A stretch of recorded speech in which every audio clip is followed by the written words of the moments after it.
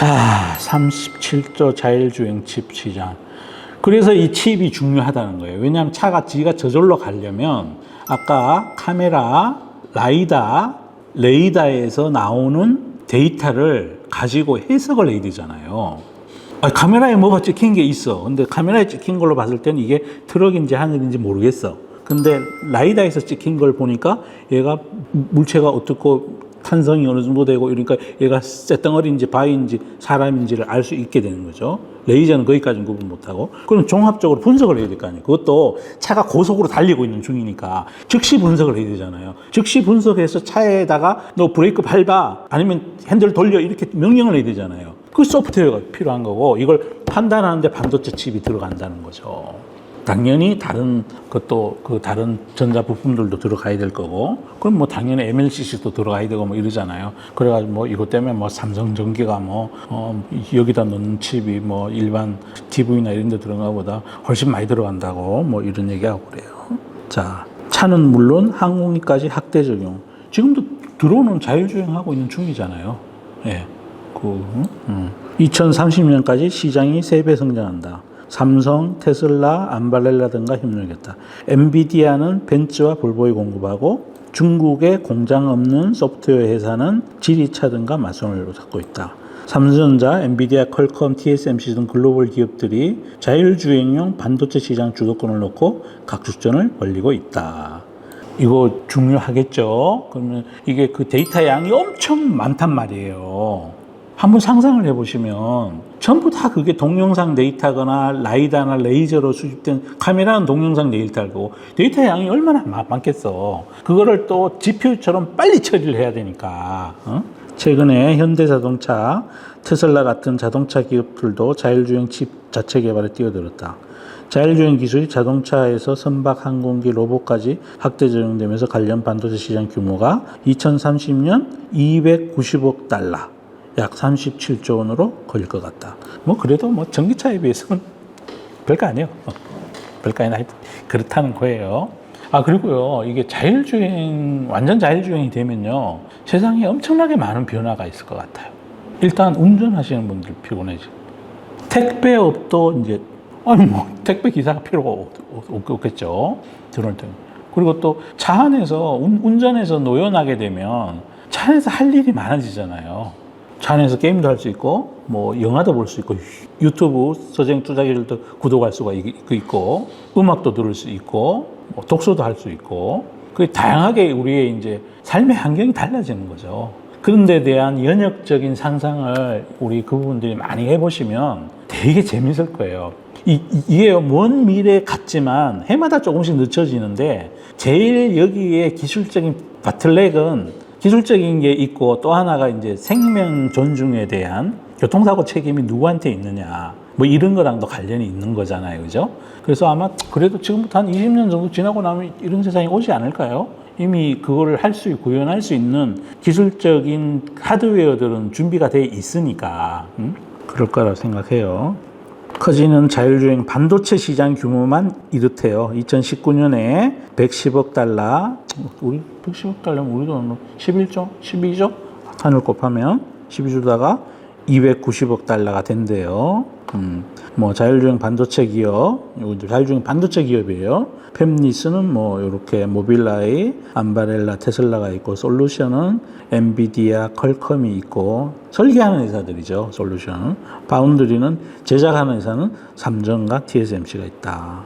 그래서 한국의 팹리스도 뭐 이렇게 시장이 110억에서 200억 커지는데, 자율주행 반도체는 자동차 등 모빌리티 전반에 장착돼 서버, 센서 등과 데이터를 주고받으며 기기에 두뇌 역할을 하는 칩을 뜻한다. 그러니까 아까 제가 설명드린 대로 카메라, 라이다, 레이더에서 만든 데이터를 가지고 실시간으로 명령할 수 있게 만드는 거예요. 이거는 별로 중요하지 않고 모빌라이가 있고, 이 회사는 저도 아는 회사인데 이 회사는 이스라엘에 있어요. 이쪽 동네에서는 이제 넘버 원이라고 그래요. 근데 조금은 그 영역이 다른 쪽인데 우리나라에 어떤 회사가 이 회사에 본가는 회사가 있어. 이 회사는 이스라엘 스타트업으로 출발해 2017년에 인텔에 인수됐다. 첨단 운전자 보조 시스템의 선두주자. 그리고 얘는 카메라 기반 자율주행 칩 IQ를 개발해서 차량용 반도체 기업이나 자동차 부품사에 공급하고 있다. 2025년부터는 앞으로 2년 뒤에요. 라이더 센서에 기반한 자율주행 칩을 출시할 계획이다. 이 회사가 라이더 센서에 기반한 칩을 만들려면 어떤 우리 회사에서 소프트웨어를 공급해 줘야 되지 않을까 싶은 생각이 있어요. 자, 그래서 아까 제가 그 카메라를 그래서 제가 말씀드린 거예요. 이제 중국 기업 얘기가 있고요. 연구개발에 적극적이다. 중국의 자율주행 칩리스, 치펠리스, 헤이즈만, 아이고 이름도 어렵다. 중국 증시 상장을 추진 중이다. 상하이차, 지리차, 니오 등 현지 자동차 업체와 텐센스 등의 투자를 받았다. 국내 업체 중에는 텔레치스, 넥스트칩이 자율주행 칩 시작 진입을 시도하고 있다. 칩은 하드웨어잖아요. 그러니까 이걸 구동케 하는 거는 소프트웨어거든요. 전 소프트웨어를 훨씬 좋아해요. 하드웨어보다. 그 다음에 퀄컴 등 세계적인 팹리스들도 자율주행 차에 적극적이다. 자꾸 얘기하면 자꾸 길어지니까 좀 별거 아닌 거는 건너갈게요. 그래서 업계 내에서 어디를 M&A 하고 1월 달에 퀄컴은 현대모비스에 자율주행 칩을 공급하고 소프트웨어를 함께 개발한다고 발표했다. 현대모비스가 얘기를 하는 게 아니고요. 그 현대차의 자율주행은 네이버랑도 협업을 해요. 현대 오토 에버가 이런 세상이 되면 주가가 많이 좋을 수 있을 거예요. 왜냐하면 그 안에 소프트웨어는 그 회사가 하는 거니까. 엔비디아는 자율주행 칩과 소프트웨어로 구성된 자율주행 플랫폼으로 사업을 확장했다. 하여튼 얘는 엔비디아 창업자가 대만 출신이잖아요. 하여튼 소프트웨어 되게 좋아해. 눈치챘나 봐. 소프트웨어에는요, 인도 사람들도 무지 잘해요. 테슬라든가, 그래서 미국의 빅테크 소프트웨어 회사 중에 상당수의 CEO가 인도인들이에요. 테슬라 등과 달리 자율주행 기술, 데이터 확보에 뒤처진 유료 완성형 업체들이 주로 엔비디아의 자율주행 플랫폼 도입에 적극 정도로 알려졌다. 그리고 엔비디아는 엔비디아 드라이버 자율주행 플랫폼을 벤츠, 볼보 등에 공급 중이다. 내년에 미국의 루시드, 2025년에는 제규어 랜드로버에도 엔비디아 드라이브를 납품할 계획이다. TSMC는 차 독일 본고장인 독일에 공장을 지어서 파운드리를 하고 있다. 삼성전자 파운드리 사업부는 14나노, 이건 알고 계시는 거니까, 전용 4나노 공장 설립까지 한다고 그래요.